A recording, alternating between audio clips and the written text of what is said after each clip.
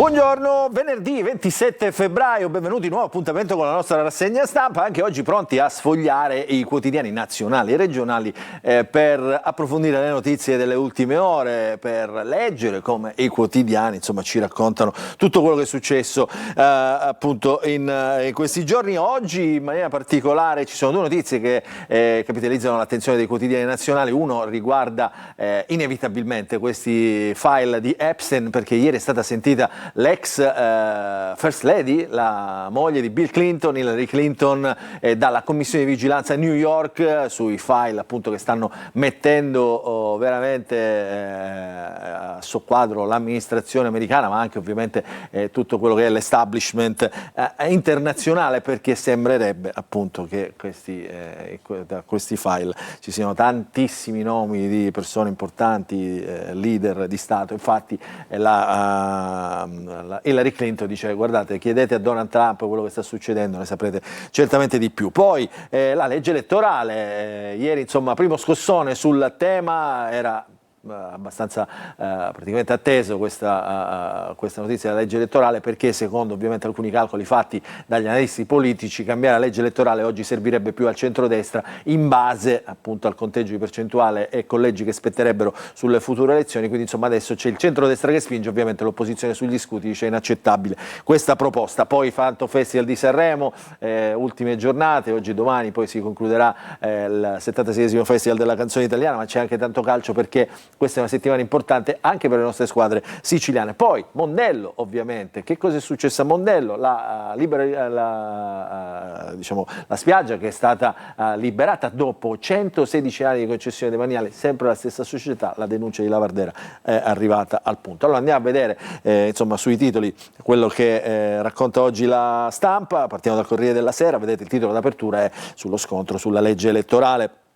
Il testo del centrodestra prevede un premio a chi supera il 40% e poi la soglia, lo sbarramento al 3% e ovviamente il proporzionale. Che significa questo? Adesso tra un po' lo vedremo, perché il PD dice una proposta irricevibile. Su Epstein, l'atto di accusa di Hillary Clinton, io non l'ho mai visto, dice ieri interrogato, oggi sarà interrogato il marito Bill Clinton, io non l'ho mai visto, dice, interrogate Trump, non ho mai incontrato Epstein e non avevo idea dei suoi crimini, non sono mai salita sul suo aereo, non ho mai messo piede a casa sua, dovreste indagare invece su Donald Trump, interrogatelo sotto giuramento. Vedete cosa uscirà fuori, quindi provocatoria la dichiarazione di Hillary Clinton ieri in commissione vigilanza appunto sul caso Epstein. Vedremo cosa dirà Bill Clinton. Insomma capite bene che quando vengono interrogati personaggi di questo calibro, insomma la vicenda è veramente molto molto importante. Andiamo a vedere la notizia che diciamo continua a sconvolgere per i suoi particolari e per quello che matura poi dall'inchiesta che stanno portando avanti gli inquirenti sulla questione del bambino Domenico, che è morto per un trapianto di cuore sbagliato, ma in realtà tutta l'operazione di trasferimento era del tutto sbagliata. Guardate cosa esce fuori oggi: il ghiaccio secco per il cuore, l'equipe di Napoli mi diede l'ok. Qui parla l'operatrice di Bolzano. Sapete, la questione del ghiaccio insomma che ha praticamente cristallizzato il cuore, lo ha reso congelato e poi inutilizzabile per il trapianto, è stata proprio al centro è al centro dell'inchiesta e al centro del dibattito. L'ok al ghiaccio secco per trasportare il cuore destinato a Domenico è arrivato dai medici di Napoli, testimonia l'operatrice di Bolzano che lo ha versato nel box frigo. Fumava, mi hanno detto vai, il bimbo già è spiantato, ma il cuore è arrivato 12 minuti dopo, quindi ritardi, imperizia, leggerezza. Vedremo cosa uscirà fuori insomma da questa inchiesta su un caso che ha sconvolto e continua a sconvolgere davvero l'Italia.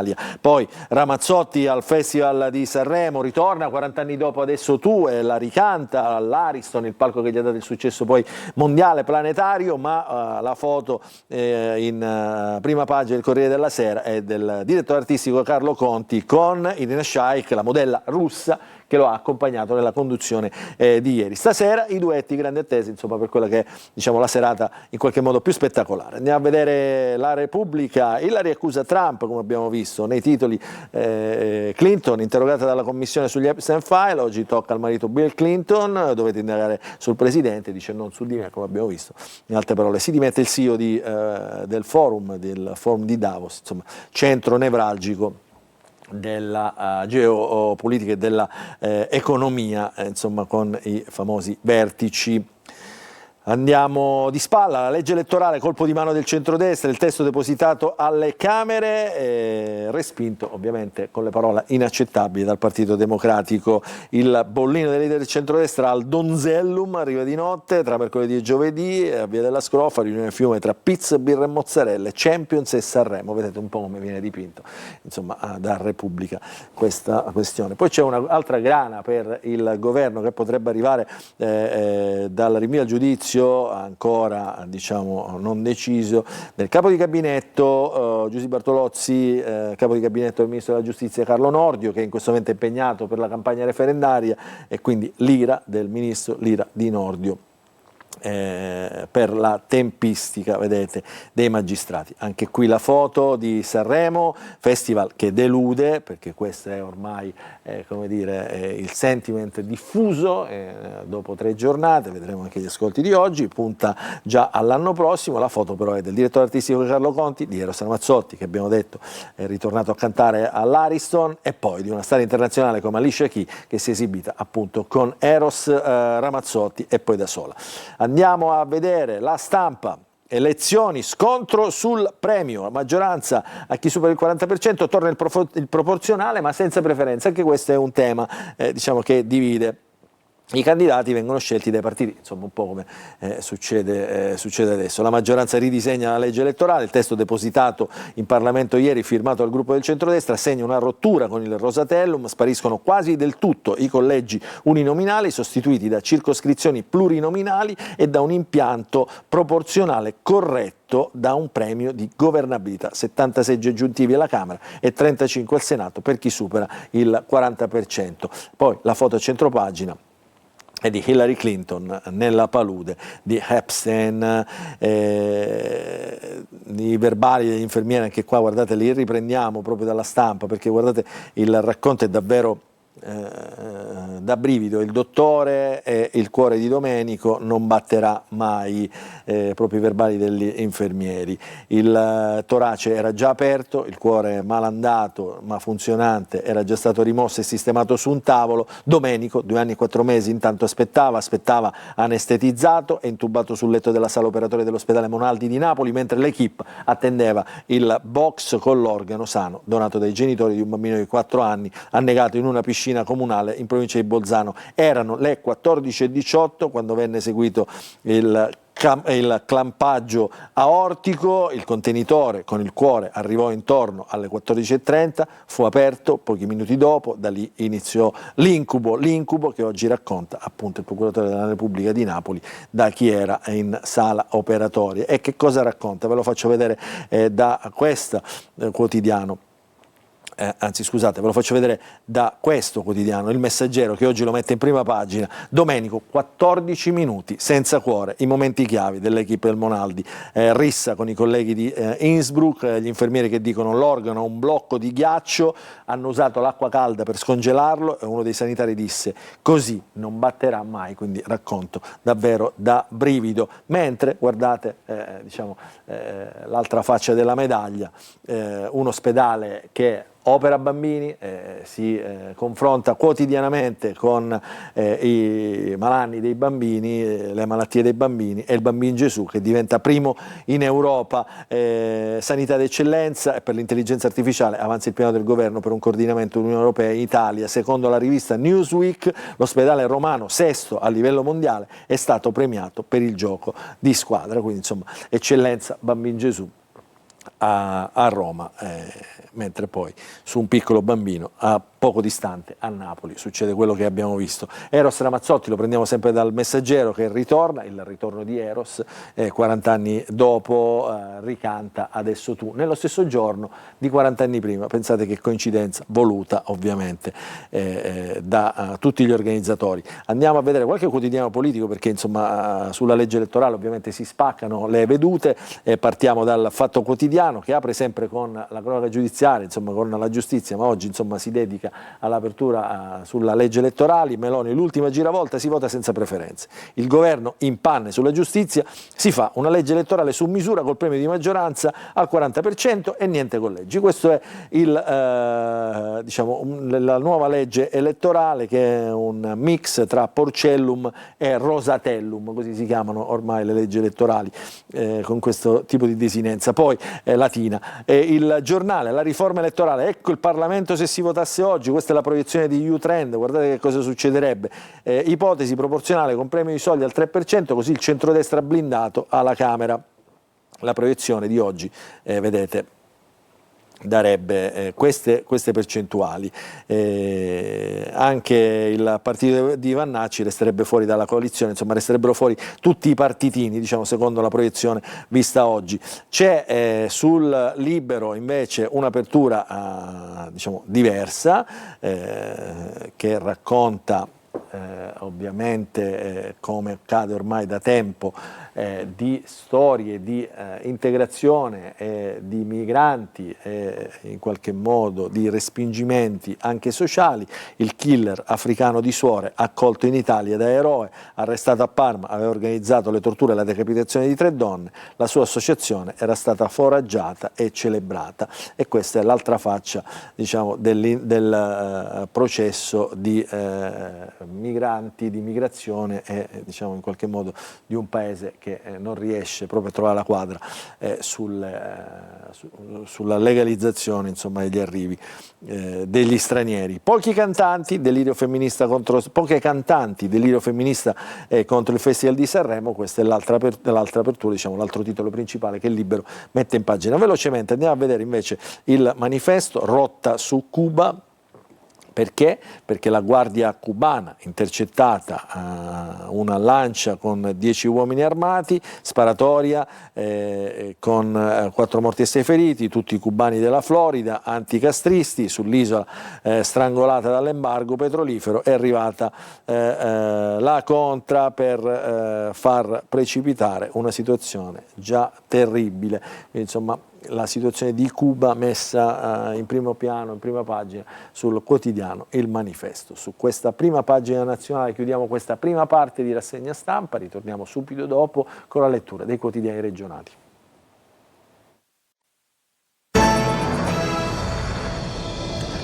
Rientriamo in diretta nella seconda parte della nostra rassegna stampa di oggi, venerdì 27 febbraio. Adesso andiamo a sfogliare i quotidiani regionali. Oggi ci si occupa soprattutto della vicenda Mondello, la spiaggia liberata dopo le denunce di Lavardera. Sembra che ci fossero delle infiltrazioni e quindi revocata la concessione alla società che la deteneva, pensate, da 116 anni, una battaglia di civiltà per qualcuno, e vedremo cosa succederà. Ovviamente la società proporrà un ricorso. Allora partiamo proprio dal quotidiano di Palermo, il Giornale Sicilia. Mondello, la spiaggia finisce all'asta. Questo è il risultato. La Regione revoca l'ultracentenaria concessione italo-belga, adesso è corsa per la nuova gestione. Allora, l'assessorato guidato da Giusy Savarino ieri ha revocato la concessione. Il risultato pratico però dicevo è questo: il decreto firmato dal direttore del Dipartimento Ambiente chiude un'epoca, quella della società che ha gestito ben 36.000 metri quadri di spiaggia, è durata più di 100 anni, dal 1912, pensate. Perché? Perché la GM Edil, una parte consistente della propria attività, insomma di quella che faceva un'attività sulla spiaggia, sembra essere insomma legata alla famiglia mafiosa di Resultano. Quindi questa è la denuncia e questo è quello che è successo. Ma la società, vedete, annuncia battaglia subito al TAR, quindi non accetta di perdere questa concessione. Poi altra notizia che troviamo oggi nelle prime pagine dei giornali regionali: va con il martello a scuola e ferisce un compagno. Shock a Gela, la vittima aveva subito anche atti di bullismo, l'aggressore ha 15 anni, pensate che storia allucinante. E poi ancora a Palermo, andiamo a vedere, allarme per le buche, partono altri cantieri, e poi violenze sulle donne, raffica di denunce, 3 casi nell'isola, un filo rosso che lega Giardini Naxos, Ragusa e Caltanissetta. Poi la foto a centro è la foto dell'Ariston, la foto del Festival di Sanremo, l'Ariston contro le guerre, Irina e Ramazzotti incantano, Irina Shayk, Eros Ramazzotti, insomma, che canta e incanta ovviamente il pubblico dell'Ariston. Ieri il primo verdetto di questa edizione, Nicolò Finippucci è il vincitore delle nuove proposte. Andiamo avanti con la lettura dei quotidiani, andiamo sulla Gazzetta del Sud, che apre con la legge elettorale, con la proposta di riforma della legge elettorale, con le frasi del PD che dicono è inaccettabile, e poi di spalla la notizia appunto del piccolo Domenico da Napoli: tentammo di scongiurare il cuore con l'acqua fredda e calda. Il ragazzino preso a martellate dal compagno di scuola a Gela, ma ci sono anche 2 notizie che riguardano una Messina e una Niscemi. Perché ieri si è riunito al MIT diciamo, una commissione che dovrà operare a Niscemi per ristabilire intanto la viabilità, perché alcune strade sono veramente impercorribili e quindi danneggiano ovviamente e limitano gli spostamenti nella zona. Quindi programmare interventi sulla viabilità. All'incontro con il ministro Salvini c'era anche il presidente Schifani, il sindaco e il commissario straordinario per l'emergenza Niscemi Fabio Ciciliano. Il parcheggio La Farina, a cui siamo a Messina, diventerà un multipiano da 283 posti auto, quindi un po' di aria, un po' di respiro per i parcheggi a Messina. Andiamo dentro il giornale a vedere questa notizia del ragazzino preso a martellate dal compagno durante la ricreazione a Gela. Momenti di terrore all'istituto professionale Majorana, l'aggressione di un 15enne ad un altro studente fermata da un professore, poi l'intervento della polizia e della scientifica per i rilievi. Dunque, è appena finita la ricreazione, questo è il racconto della vicenda. Un ragazzino si scaglia contro un compagno usando un martello che teneva nello zaino e lo ha colpito alla testa. È stata un'aggressione durata pochi istanti, interrotta da un professore, e nella concitazione anche il professore è stato colpito, ha preso colpi dal ragazzino. Tutti poi sono stati ricoverati in ospedale per essere curati, addirittura uno di questi è stato ricoverato, diciamo, curato, medicato con 5 punti di sutura. Che cosa è successo? Pare che tra i 2 giovani ci fossero rapporti molto tesi per offese reciproche. Allora il 15enne che ha fatto? Ha scelto di farsi giustizia da solo, secondo gli investigatori. Aveva progettato una vendetta portando con sé un martello. Ieri mattina lui stesso aveva già chiesto di poter lasciare l'istituto in anticipo e un familiare lo stava attendendo fuori dalla struttura. L'intervento dell'insegnante si è rivelato decisivo per evitare conseguenze peggiori. Un'altra docente è intervenuta perché allarmata dalle urla e ha raccontato che il collega ha immediatamente cercato di bloccare l'aggressore. Ovviamente intervengono tutti su questa vicenda, interviene la regione, interviene la polizia, la procura, ma anche la preside che dice nessuno può farsi giustizia da sé, è inammissibile. Questo è il grande tema diciamo, di questo racconto. Restiamo sempre sulle pagine della Gazzetta del Sud, perché vediamo che a Messina ovviamente già campagna elettorale che entra nel vivo, però mancano i candidati, perché se il centrodestra ha ufficializzato il nome di Scurria, il centrosinistra invece non ha fretta, in stand-by il toto candidato. Ci sono dei nomi che diciamo sono in ballo, però insomma ancora nessuna ufficializzazione. Avanti piano, dico, per dirla col segretario del PD di Messina, serietà e pazienza è l'attacco del pezzo di oggi della Gazzetta del Sud. Cambiamo quotidiano, andiamo sulla Sicilia. Spiaggia libera, Mondello, ombre sulla gestione revocata dopo 117 anni, la concessione demaniale alla società italo-belga, questo diventa un tema di approfondimento del giornale. L'altro caso è, dopo 8 anni, via al mega impianto di Melilli, si tratta di una cava che nessuno voleva. E poi vi segnaliamo oggi sulla Sicilia anche questa notizia: no al nordafricano sul bus, poi gli insulti, ci vorrebbe Hitler. Una notizia raccontata sui social da una passeggera dell'autobus che ha fatto scalpore. Vediamole dentro queste notizie. Quindi partiamo da questa notizia che riguarda appunto Paternò. Eccolo qua. Ci vuole Hitler, questa è la dichiarazione, diciamo la frase raccolta dai testimoni: ci vuole Hitler con i forni crematori. Chi l'ha pronunciata questa frase?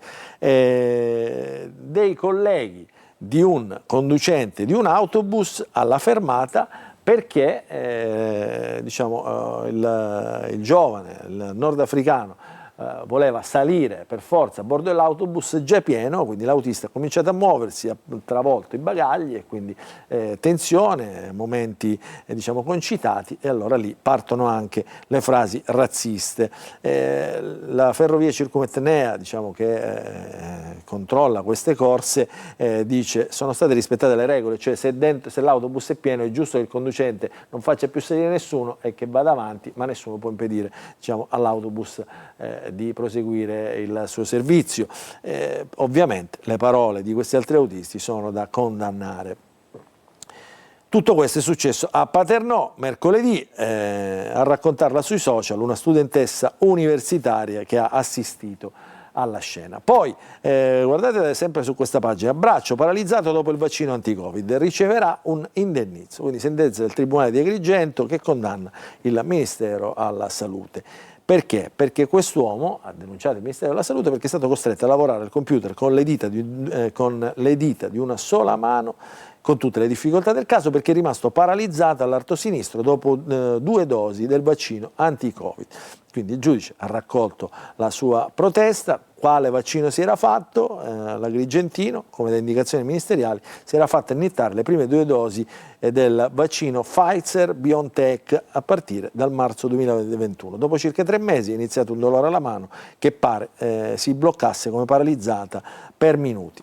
Da qui la causa, insomma, e da qui il risarcimento a vita del Ministero della Salute. Velocemente andiamo a vedere la prima pagina della Sicilia di Catania, perché Catania ieri ha presentato la candidatura per capitale della cultura 2028, spinta anche da testimoni d'eccezione come l'astronauta Luca Parmitano e lo showman Rosario Fiorello. Quindi Parmitano e Fiorello spingono la corsa a capitale della cultura.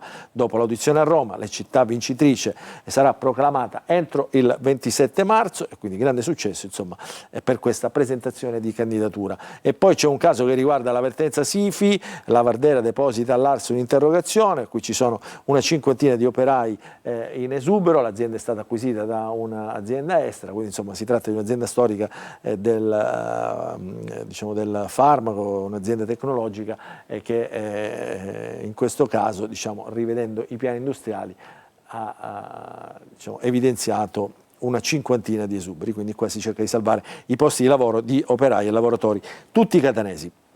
Velocemente in chiusura l'ultima pagina, le ultime pagine della Repubblica di Palermo. L'ultima spiaggia, appunto, è il titolo dedicato alla vicenda di Mondello. Il giornalista del quotidiano La Repubblica è stato sempre in prima linea su questa battaglia, quindi il giornale è stato sempre in prima linea. Adesso insomma celebra anche quella che è una loro vittoria. Dopo 116 anni la Regione revoca la concessione dei lidi di Mondello alla società italo-belga, assunti vicini ai clan e appalti a una ditta colpita da interdittiva. Ovviamente la società annuncia il ricorso. E poi di spalla lo scandalo SAS, che non ha partecipato alla Regione, Schifani pronto a silurare Pantò, che è appunto il dirigente di questa società. Lo leggiamo, 2 punti all'ordine del giorno: revoca del presidente, il cuffariano Mauro Pantò, e nomina di un nuovo presidente. Il tema qual è? La mala gestione e l'accusa che viene contestata all'attuale presidente fedelissimo di Cuffaro. Questo per quanto riguarda la Repubblica di Palermo. Prima di chiudere andiamo a vedere qualche notizia di sport, perché ieri è stato penalizzato il Siracusa, -6, il presidente inibito e le casse della società sono vuote, quindi che cosa si prospetta? L'incubo fallimento per una società che adesso rischia di scomparire dalla Serie C per la terza volta in 15 anni, quindi non c'è pace per il calcio siracusano. Ieri invece il Catania ha aperto le porte ai propri tifosi, 2000 a spingere il Catania verso Salerno e Benevento, che sono le due trasferte che la squadra rossazzurra dovrà affrontare e che segneranno inevitabilmente un punto di snodo di questa stagione per i rossazzurri. Entusiasmo popolare e cori per la squadra di Toscano, oggi parla il tecnico, poi le convocazioni e la partenza per il ritiro in campagna. Allora, noi finiamo qui la nostra rassegna stampa di oggi, vi ringraziamo per averci seguito, vi auguriamo un buon proseguimento di giornata a tutti.